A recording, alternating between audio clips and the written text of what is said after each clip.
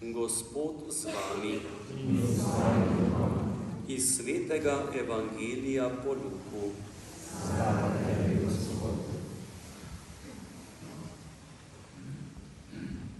Tisti čas so pastirji pohiteli v Betlehem in našli Marijo, Jožefa in dete položeno v jasli. Ko so to videli, so pripovedovali, kar jim je bilo rečeno o tem otroku. In vsi, ki so jih poslušali, so se začudili temu, kar so jim povedali pastirji.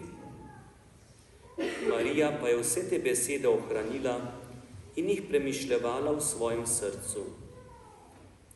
In pastirji so se vrnili ter slavili in hvalili Boga za vse, kar so slišali in videli, tako kakor jim je bilo povedano. Ko je bilo dopolnjenih 8 dni, so dete obrezali in so mu dali ime Jezus, kakor je bil imenovan po angelu, preden je bil spočet v telesu. Kristusov evangelij.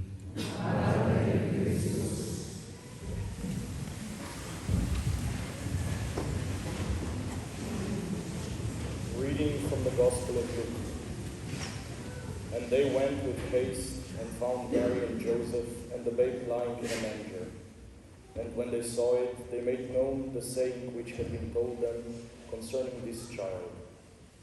And all who heard it wondered at what the shepherds told them. But Mary kept all these things, pondering them in her heart. And the shepherds returned, glorifying and praising God for all they had heard and seen, as it had been told them. And at the end of 80 days, when he was circumcised, he was called Jesus, the name given by the angel before he was conceived in the womb.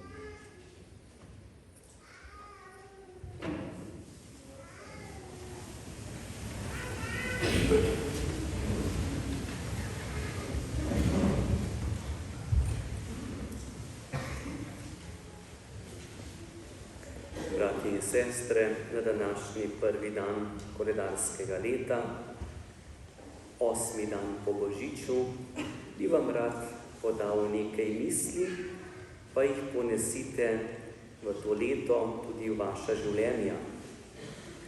Prav na prvi dan v koledarskem letu in to v prvem berilu je bila beseda o blagoslovu. Blagoslavljajte. Tako piše Božja beseda, blagoslavljajte moje ljudstvo. Lahko bi tukaj rekli, blagoslavljajte ljudi, s katerimi živite. In beseda blagoslov pomeni blaga beseda. Tista beseda, ki človeka potolaži, ko je težko. Tista beseda, ki človeka ohrabri, kadar je šibko. Tista beseda, ki utrdi človeka, ki stopi na pot, in tista beseda, ki daje čutiti, da je nekdo z menoj. Blagoslavljajte. Naj bo res blaga beseda tudi skozi vse leto in blagoslov tudi na priprošnjo Marije, ki je Božja in naša mati. Te pa druga misel, prvi dan v koledarskem letu je praznik Marije Božje matere. Morda je za nas to tako zelo že sprejeto, običajno, vendar pri prvih kristijanih ni bilo tako preprosto. Nekateri kristijani so pri Jezusu Kristusu označili, da je z dvojno naravo, človeško, potem pa poleg nje pa Božjo. In Marija je udeležena samo pri človeški naravi. Pri Božji naravi pa Marija kot človek nima kaj dosti skupnega. In je bilo potrebno veliko prizadevanj, da so kristijani sprejeli, ponotranjili to, da je Marija rodila Boga in človeka, da ste obe naravi skupaj. In iz tega, skoraj bi rekli, boja, za pravilno pojmovanje Marije so pravoslavni kristjani tako lepo izoblikovali izraz, da je Marija Bogorodica. Marija je tista, ki je rodila Boga. Marija je tudi naša mati po posredovanju Jezusa Kristusa in kako na mestu je, da se k materi zatečemo že na začetku leta. In gotovo nas bo spremljala skozi pot. Tretja stvar. Danes je svetovni dan miru.